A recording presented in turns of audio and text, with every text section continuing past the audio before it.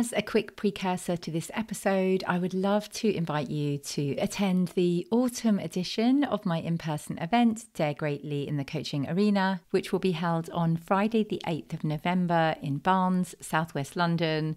It's a 5-minute walk from Barnes Station, and there's also a free car parking place on site. So it's the best of both worlds. We will be preparing and planning for your best ever 2025, and you will leave with that vision and strategy for your next 12 months with a newfound sense of connection and focus. We will be harvesting your present and planting the seeds for a profitable and joyful 2025, allowing your business goals to bloom with ease. I'm very excited to be bringing the warmth of the season and all of those beautiful colours and everything we can learn from shedding what no longer serves us and preparing for spring. Embrace the seasons of change and join me on 8th of November to Dare Greatly in the Coaching Arena. Do not worry if you don't know anyone. I will ensure that you feel welcome from the moment you arrive until the moment you leave. I cannot wait to see you there, and grab the link now in the show notes. Hello and welcome to Women in the Coaching Arena podcast. I'm so glad you're here. I'm Jo Lott, a business mentor and ICF accredited coach, and I help coaches to build brilliant businesses. I know that when you prepare to enter the arena, there is fear, self-doubt, comparison, anxiety, uncertainty, shame. You can tend to armour up and protect yourself from vulnerability. In this podcast, I'll be sharing honest, not hype, practical and emotional tools to support you to make the difference that you're here for. Dare greatly, you belong in this arena. Hello, welcome to the 25th episode of Women in the Coaching Arena. I'm so glad you're here. Today, I'm going to be talking about 5 things I'd do differently if I was starting my business from scratch. And this has kind of come about because I've had quite a long time off work. I basically work UK term time only. So I have 6 weeks off in the summer, which is heavenly. And it just gives so much more space for reflection when you're not doing your day-to-day tasks. So I wanted to utilize that and share my learnings with you because I can think so much more clearly once I've had this space. It's important for me, especially to share with women, that there is another option other than getting a low-paid admin job or a job in a school for term time only, school hours, work. And I certainly didn't know that when I had to leave my HR job because I couldn't get to and from London anymore to pick up my children. So I took a very low paid job in a coach training organisation. Blessing right there. So this episode means a lot to me because I want to show you that there is another way and that you can earn money doing work that you love. So I hope this episode helps you make it a far easier ride. The first thing I would do differently, and I'm really sorry for saying this, you're probably sick to death of hearing me say it, but I would niche down right from the very beginning. I did what nearly all coaches do and was eager to help everyone and thought, I am not going to niche. And I just Googled continuously, finding examples of people who had succeeded without niching. And to be honest, there are very few out there.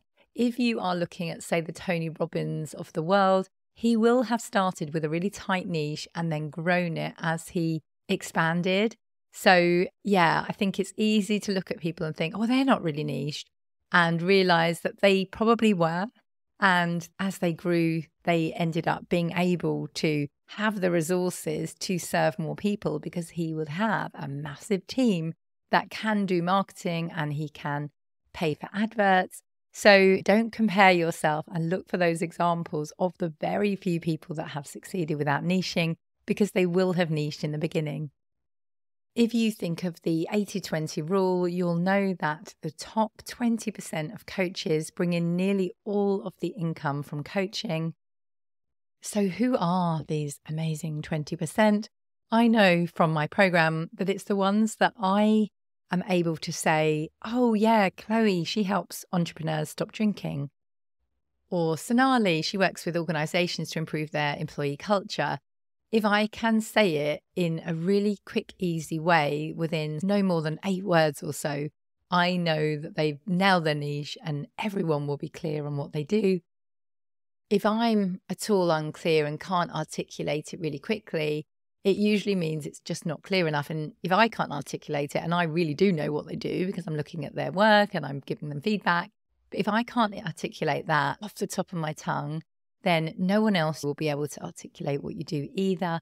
And that will make it really, really difficult to grow your business.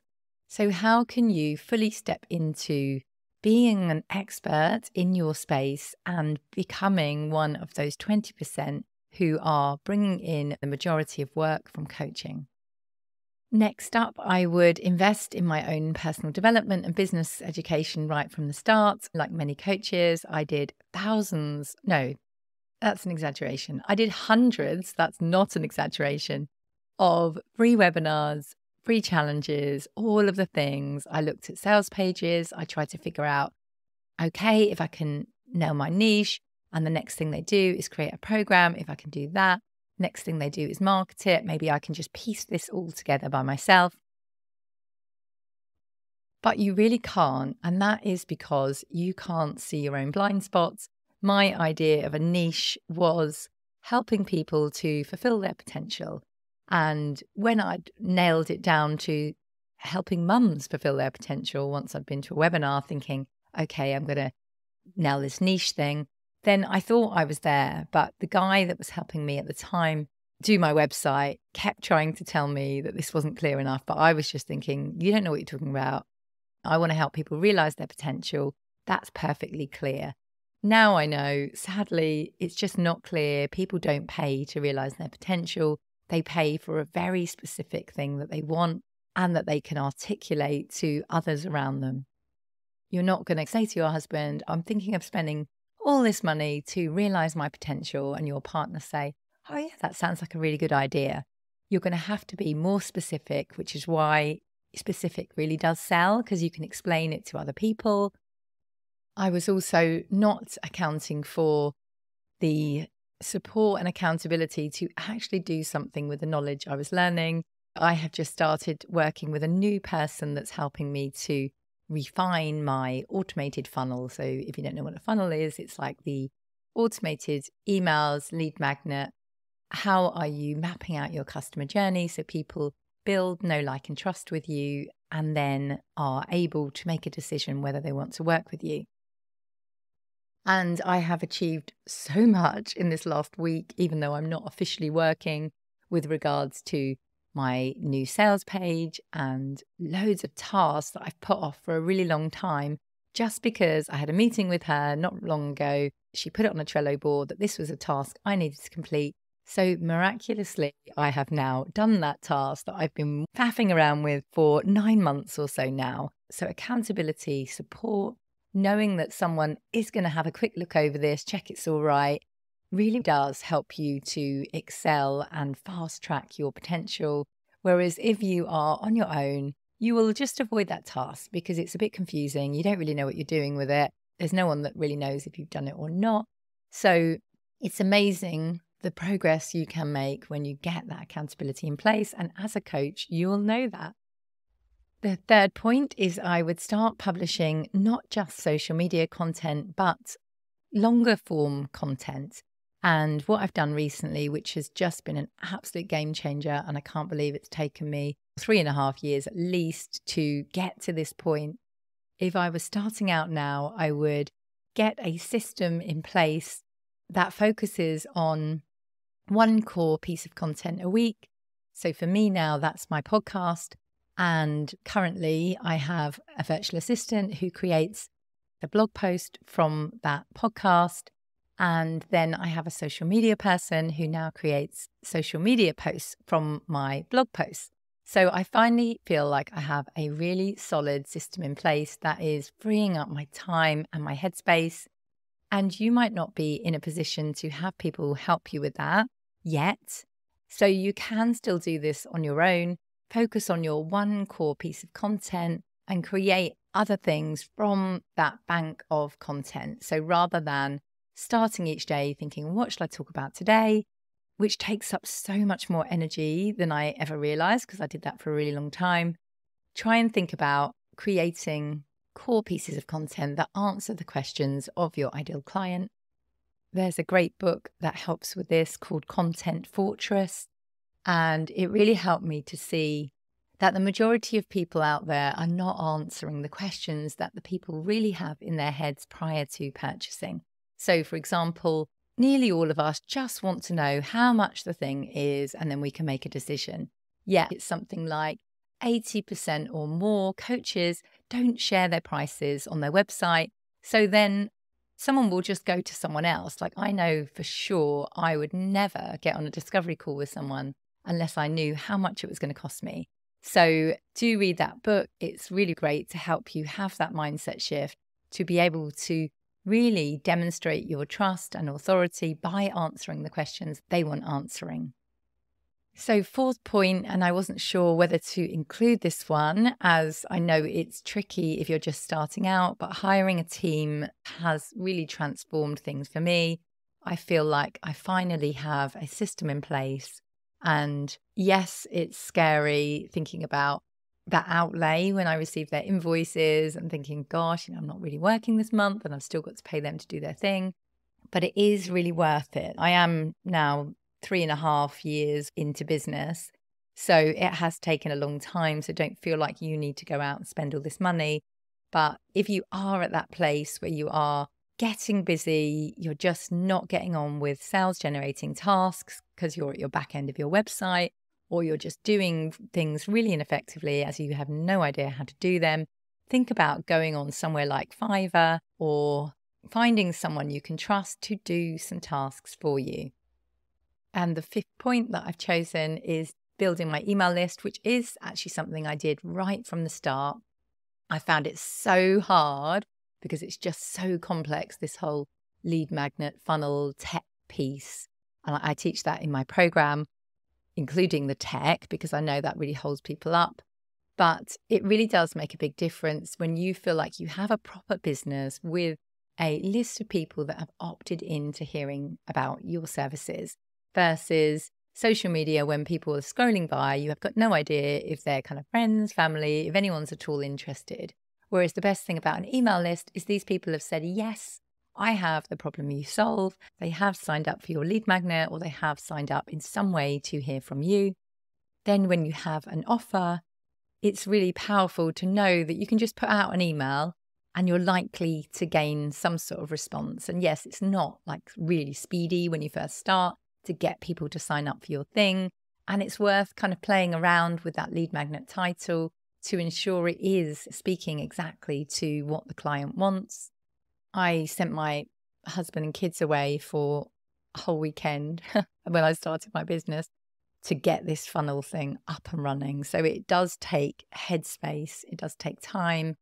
But again, it's really worth it. And it's something that I teach in my program to help people to actually get the thing over the line and up and running, which people years and years into business often still haven't done. Email marketing has a return on investment of 4,030% versus social media, which is 26%. So it really is worth getting this thing going. And if you don't know how to do that, do sign up to the Business of Coaching, where I will take you step by step in exactly how you create an amazing lead magnet, how you create all of the emails, how you do all of the tech, and get this thing up and running. I was in a funnel project for 9 months or so. I've learned a lot, and I managed to condense it into 2 modules that make it really easy for you to get this thing up and running and get feedback every step of the way, because tiny tweaks make a massive difference. And that's why I'm working with someone at the moment to make tiny tweaks to my sales funnel that can help people to really get to know who you are, make sure you're speaking to their exact challenges, make sure you're showing empathy, all of those things. And she uses the word joyful journey, which is a lot nicer because people often don't like the word sales funnel, but it's generally bringing people in at the top. Some of them might be interested in your things, some of them might not, and really helping them to get to know you. And eventually a percentage of those people will buy from you. Others will just stick around for the free content, and that's absolutely fine. And you can do this for corporates as well.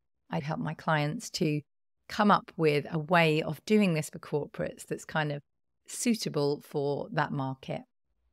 So there's our 5 steps. And I wanted to cover one last thing that I've noticed a lot recently, and I often avoid talking about it, but it's really worth saying that so many people that have a huge goal of earning this much per month coaching, but they have a long list of things that they won't do. I want to have a coaching business, but I don't want to spend all day on social media, and I don't want to be visible, and I don't want to do networking, and I don't want to tell my friends and family what I do.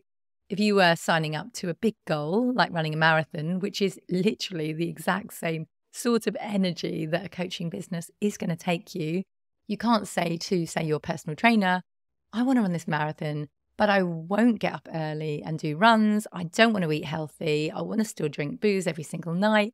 Like, it's impossible. If your energy that you're putting in isn't equal to the goal you're creating, then you aren't going to succeed.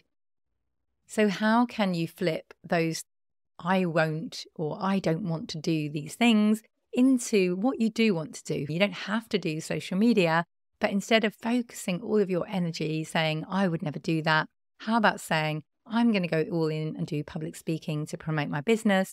And we're not talking about public speaking once every 6 months. If this is your core marketing, we're talking about trying to get gigs every single week.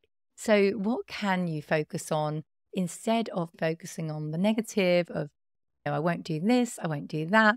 Think about what you will do. If you want what most people haven't got, you're going to have to do what most people won't do. And I want to caveat this episode by sharing that, whilst I'd love to speed up your progress, sometimes we need to go on the journey to make mistakes and learn from them. It's those moments where you make these mistakes that you look back on, just as I am doing now in this episode, and realize that all along you were just where you were meant to be, learning mistakes that you can use to help others along the way. So let's summarize today's episode. So the first point was niche down. Second was prioritize business development. Third was publish long form content to establish authority. Fourth was hire a team when you can. And the fifth point was build an email list. And then I added one cheeky extra one, which was to ensure that the energy you're putting in is equal or more to the energy you're expecting back. Thank you so much for listening to this episode of Women in the Coaching Arena. The podcast listeners were up by 67% last week. So it's just so wonderful that the podcast is reaching more people who need honest, not hype support to build their coaching business. So thank you so much for taking your time to review the podcast and for sharing it with your coaching cohorts. I appreciate it. Do come say hi, drop me a message and let me know what you thought of the episode on LinkedIn. I'm Joanna Lott, and Instagram, it's at Joanna Lott Coaching. Can't wait to hear from you. And as we finalise today's episode, just a reminder to trust yourself, believe in yourself, and be the wise gardener who keeps on watering the seed. Thank you so much for listening to this episode of Women in the Coaching Arena. I have a mass of free resources on my website, joannalottcoaching.com. That's Joanna with an A and Lott with 2 T's, joannalottcoaching.com. And I'll also put links in the show notes below. Let me know if you found this episode useful, share it with a friend and leave me a review, and I will personally thank you for that. Remember to trust yourself, believe in yourself, and be the wise gardener who keeps on watering the seed. Get into the arena, dare greatly and try.